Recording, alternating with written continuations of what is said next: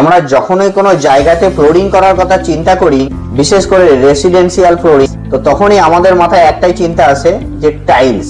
তো কয়েক বছর ধরে আমাদের ইন্ডিয়াতে সবথেকে বেশি অল্টারনেটিভ অপশন হয়ে উঠে এসেছে ইপক্সি ফ্লোরিং সিস্টেম। তো অনেকেরই মনে কোশ্চেন থাকবে, ইপক্সি ফ্লোরিং সিস্টেম কি, এটা কি করা ভালো, টাইলস লাগানো ভালো, বা এটার কি কস্টিং অনেক বেশি নাকি টাইলস এর কস্টিং অনেক কম। তো বিভিন্ন ধরনের চিন্তা মাথায় ঘোরাফেরা করছে। তো এখন এই ভিডিওটি বানানোর একটাই উদ্দেশ্য যে টাইলস বা স্টোন বা ইপক্সি এর যে কস্টিং বা এর যে ডিফারেন্স বা এর যে ডিউরেবিলিটি বা বিভিন্ন ধরনের যে কাস্টমাইজেশন বা কালার অপশন, এটাকে নিয়ে আমরা ডিসকাশন করব। তো এখন আমরা অনেকের মনে যে কোশ্চেন আছে এটাকে দূর করার চেষ্টা করব। তো চলুন ভিডিওটি শুরু করা যাক। তো নমস্কার, আমি ইপক্সি মাস্টার। তো আমরা আজ ডিসকাশন করব যে টাইলস ভালো না ইপক্সি ভালো। অনেকের কোশ্চেন আছে যে টাইলস করাবো বাড়িতে না ইপক্সি করাবো, টাইলসের খরচ বেশি না ইপক্সির খরচ বেশি।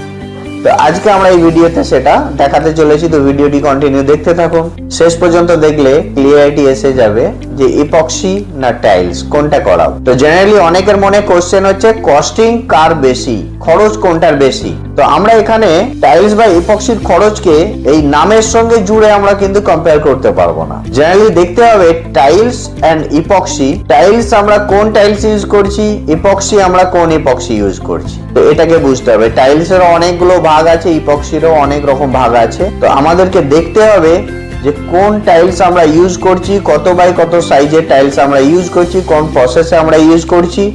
অপোজিট দিকে দেখতে হবে যে ইপক্সি আমরা কোন ইপক্সি ইউজ করছি, সিঙ্গেল কালার ইপক্সি ইউজ করছি কি আমরা মেটালিক ইপক্সি ইউজ করছি কি 3D ইপক্সি ইউজ করছি। তারই আবার অনেক ধরনের পার্ট আছে, যেমন আমরা 2:1 এর ইপক্সি ইউজ করছি আল্ট্রা ক্লিয়ার কি 3:1 এর ইপক্সি ইউজ করছি ক্রিস্টাল ক্লিয়ার, সেটাকে দেখতে হবে। তো জেনারেলি আমরা যদি একটা রেগুলার কম্পারিজন করে দেখি, তো ইপক্সির কস্টিং ভার্সেস টাইলসের কস্টিং, তো আমরা সেটাকে দেখবো ক্যালকুলেশন করে। তো আমরা একটা মোটামুটি 4/2 এর টাইলস যদি আমরা ফ্লোরে ইনস্টলেশন করাই, সেক্ষেত্রে কি করছে যে 4/2 এর টাইলসের কস্টিং আসছে 80 টাকা পার স্কয়ার ফিটের টাইলসের কস্টিং আসছে।